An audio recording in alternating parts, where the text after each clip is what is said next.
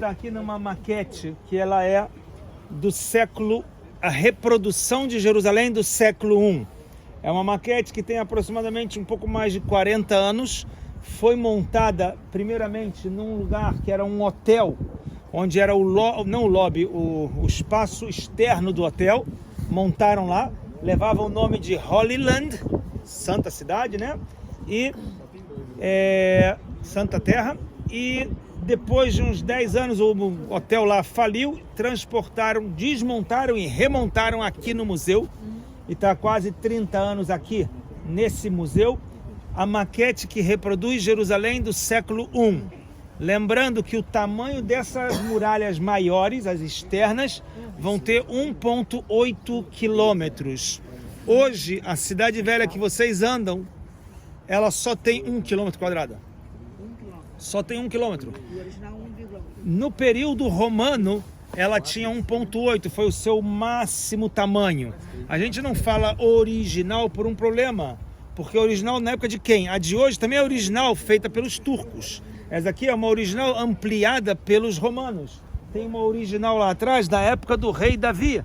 Ou seja, Jerusalém ganhou tamanhos diferentes ao longo dos 3.000 anos do reino de Davi, Salomão, e depois foi se expandindo. A cidade foi crescendo. Conforme cresce, aumentam as muralhas, necessitando proteger a cidade. Então, a realidade do século I é essa da Jerusalém, onde a gente tem a parte mais importante da Jerusalém, vai ser aqui à minha esquerda, é o Monte Moriá. Monte Moriá histórico, que a gente conhece da passagem bíblica, da revelação de Deus para Abrão, quando ele chama Abrão, pega seu filho único, seu filho querido, seu filho Isaque, vai para um lugar que eu vou te mostrar. Esse é o Monte Moriá. Nesse lugar vai ter a chamada a oferenda ou a amarração de Isaque, onde Deus pede para Abrão trazer seu filho para uma oferenda. Muitos vão interpretar que esse é um dos maiores testes de Abrão, que é sacrificar o filho. Mas eu vou corrigir para vocês que o teste não é sacrificar o filho. O teste era não sacrificar o filho. Porque sacrifício humano, há 4.000 anos atrás, era normal, comum. As divindades pagãs, todos eles pediam sacrifício humano. E as pessoas sacrificavam um filho. Dentro dos seus muitos filhos, muitas mulheres que eram poligâmicos na época, sacrificar o filho. Quando Deus fala para Abraão, traga, ele traz. Quando Deus fala para parar, lá ele parou. Qual foi o teste? O teste da obediência, da disciplina, desculpa. O teste da fidelidade. Parou na hora que tinha que parar. Agora, esse lugar, Deus fala para Abraão e para Isaque uma promessa.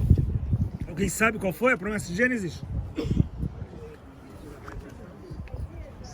Continua falando? Da tua parentela e abençoarei quem te abençoarei.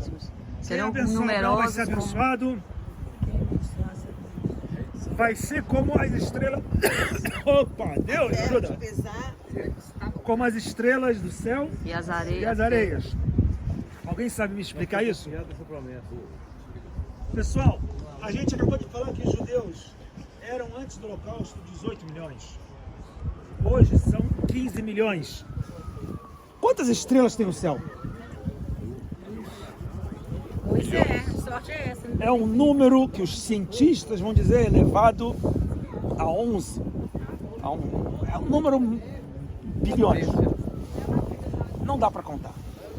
Como que Deus faz uma promessa? Será que é uma promessa fake? Que os judeus vão ser como as estrelas? Não, vai ser nós juntos. Oi? Vai ser nós. Será que é uma promessa fake como as areias? Dá para contar areia? Não. Não. Então, na verdade, pessoal, a promessa que Deus faz para Abraão e para Isaque e seus descendentes não é número. Não está falando como as estrelas no sentido de números, volume. A função das estrelas serve para quê? Mostrar o caminho, mostrar a luz, iluminar. Os astrólogos se baseiam vendo os astros, as estrelas. As estrelas para os navegantes era mostrar o caminho. Deus fala para Abraão e para Isaque tua descendência, teu povo será como as estrelas. Vão mostrar o caminho. Vão ser luzes para mostrar o caminho. E como as areias, o que significa as areias? O que se faz com areia? Construções. Piso, construções, pode ser feito com pedra também, mas o que especificamente faz com as areias? A areia faz vidro. Vidro é feito especificamente com areia. O que se acontece com o vidro? Se quebra, você faz dele de novo, coloca na fornalha, vira um caldo e faz um novo vidro. Deus fala para Abraão e para Isaac, tua descendência, teu povo vai ser como as areias. Vão tentar destruir vocês, vão tentar queimar vocês, vão tentar matar vocês. Vocês como as areias vão se reproduzir igual uma fênix. Isso falado há 4.000 anos atrás, a gente olha hoje, 4.000 anos para trás. O povo judeu tem brilho? Ele por acaso deixou marca, mostrou caminho? O que vocês acham? Começa com a Bíblia. Os 10 mandamentos, um código moral de ética. Começa com toda isso nos dias modernos. A gente vai chegar. Você quer viajar? Você vai com o Waze? Quem produziu o Waze? A cultura ocidental é judaica. A cultura judaica, baseada na Bíblia, os códigos morais, os códigos éticos. A ciência, olha para o mundo da ciência, das descobertas, da Idade Média até os dias de hoje. Quantos judeus estão envolvidos? Uma população pequena, que é 0,005% do mundo, vai ter um impacto na cultura de produzir ciência, descobertas científicas, medicinas, até o Waze, coisas interessantes para os dias de hoje. Tudo isso faz parte do que Deus prometeu para Abraão e seus filhos, como as estrelas. E as areias, a gente vê a tentativa de povos assírios, babilônicos, persas, gregos, romanos, e vieram geração após geração, cruzadas, muçulmanos, tentaram matar e queimar e destruir judeus, e novamente, das cinzas renasce e dá continuidade, e não só dá continuidade espalhada, como retorna para a sua nação de origem, para o seu lugar de origem.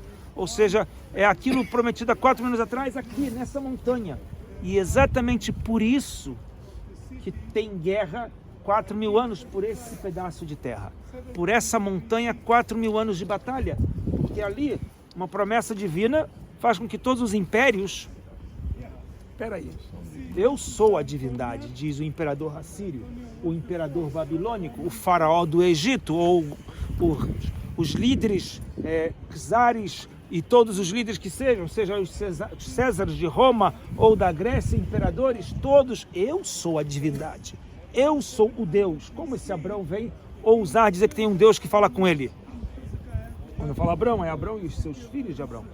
E aí todos, até os dias de hoje, vão guerrear por esse pedaço de terra, porque todo mundo vai dizer, eu sou o representante de Deus aqui na terra, se eu não sou o próprio Deus, ou filho de Deus, ou semideus, e assim todos vão representar uma briga por esse pedaço de terra. O lugar que há 4.000 anos atrás prometido para Abraão.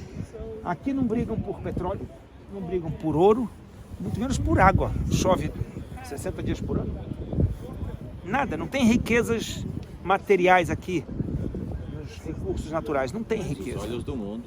Mas aqui tem um lugar abençoado por Deus, um lugar da revelação divina, que Deus olha por essa terra do primeiro ao último dia do ano, todos os dias da nossa vida. Ou seja, um lugar que Deus se revelou para Abrão. Ali vai ser o lugar mais sagrado e o mais cobiçado. Ok? Essa é a importância do Monte Moriá. O segredo é o povo dele, né? O povo dele tem uma mágica que é igual marido e mulher. Marido e mulher, quando casa, vai dar frutos. Assim a gente espera, né? Abençoado para dar frutos. O povo de Israel é casado com essa terra. Quando estava no exílio, essa terra era zero. Era árida, não dava frutos. Há 120 anos atrás começaram a chegar judeus aqui, os kibbutzim, as plantações, e não sou eu que estou falando. Vou dar um exemplo, quem fala isso?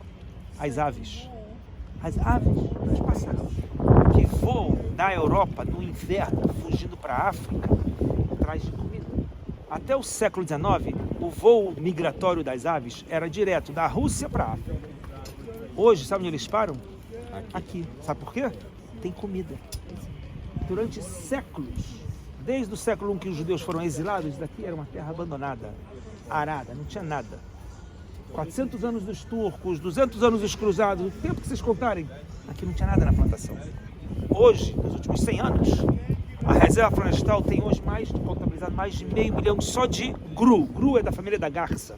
Mais de 500 mil que para agora, de novembro, dezembro, janeiro, fevereiro, ficam lá no norte, num espaço que é uma reserva florestal, 500 mil de pássaros que vêm aqui comer. Eles estão no voo migratório, opa, tem comida embaixo, param. Antigamente eles iam direto para a África e param aqui. Isso é uma prova de que no passado não tinha comida, hoje tem. Por causa do povo. Isso é o fruto do marido e da esposa. O povo de Israel com a terra de Israel é um casamento que dá certo. Mas eles têm... Não adianta ficar brigando pela terra, porque só quem vai usufruir dessa terra é o povo. Tem que falar isso para quem briga. Não, mas a gente fica de longe. Eu vou te chamar para o parlamento. Fala assim, não fala que daqui a pouco tem homem bomba aqui.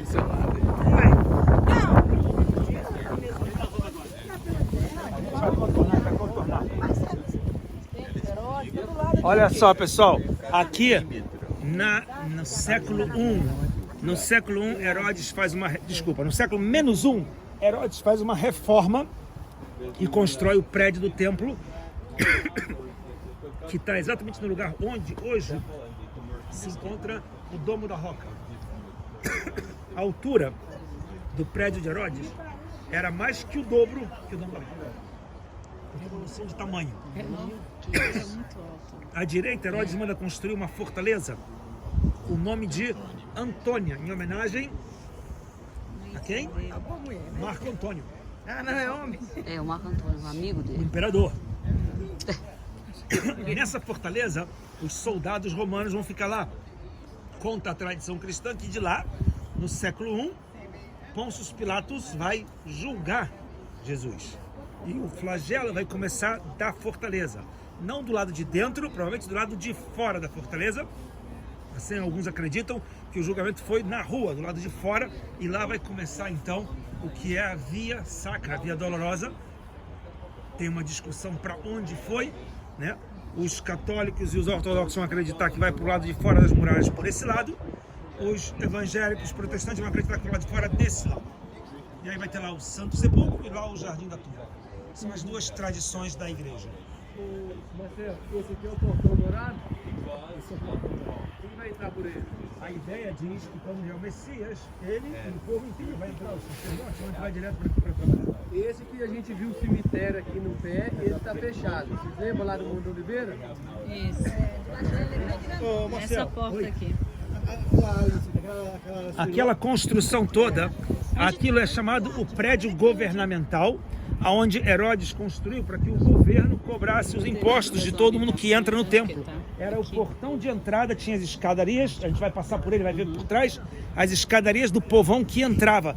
Entendendo uma coisa, pessoal, a esplanada do templo, quem frequentava eram os sacerdotes, os levitas e os israelitas, e tinha visitantes pagãos, romanos, que vinham para ver os trabalhos do templo. Então tinha umas áreas externas que eram para os pagãos, umas áreas internas para os israelitas. Sacerdotes e levitas entravam para trabalhar. A entrada do povão era pela parte do sul. Portões de entrada já vamos passar e ver. Os sacerdotes e os levitas vinham para trabalho. Então a entrada deles era lateral, pelo muro ocidental. Lá entravam direto para o trabalho. Uma comparação bem não correta, mas é para visualizar. E num estádio de futebol, os torcedores entram por alguns portões, os jogadores por outro, os jornalistas por outro. Cada um entra por um portão diferente para trabalhar.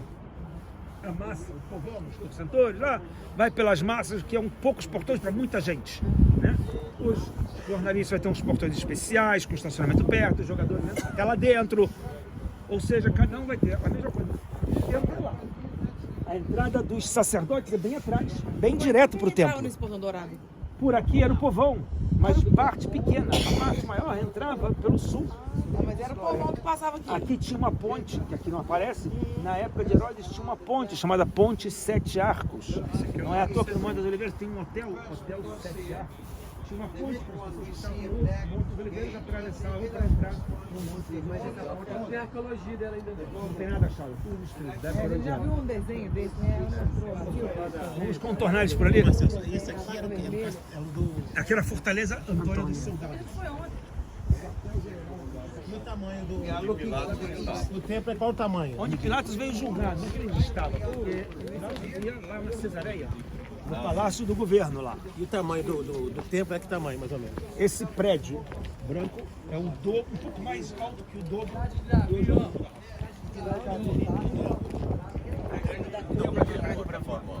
Não, tô falando o templo ali.